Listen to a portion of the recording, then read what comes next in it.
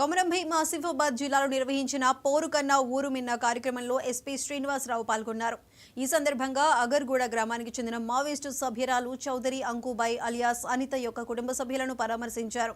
కుటుంబ సభ్యుల ప్రస్తుత స్థితిగతులతో పాటు వారి ఆరోగ్య పరిస్థితిని ఎస్పీ అడిగి తెలుసుకున్నారు.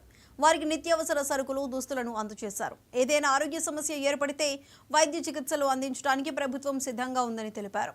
వనం వీడి జనంలోకి వచ్చేలా చూడాలని, లొంగిపోతే ప్రభుత్వం నుండి అన్ని ఏర్పాట్లు చేస్తామని కుటుంబ సభ్యులను ఎస్పీ కోరారు.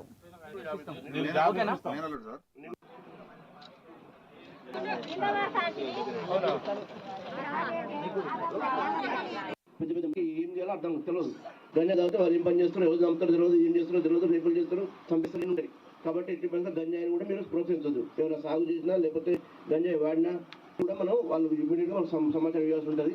ఇస్తే వాళ్ళకి మంచి బహుమతులు ఇస్తాం మేము ఖచ్చితంగా. దానివల్ల మీకు కూడా ఉపయోగం ఉంటుంది. వాళ్ళే కాకుండా దానివల్ల మీకు ప్రమాదం ఉంటుంది.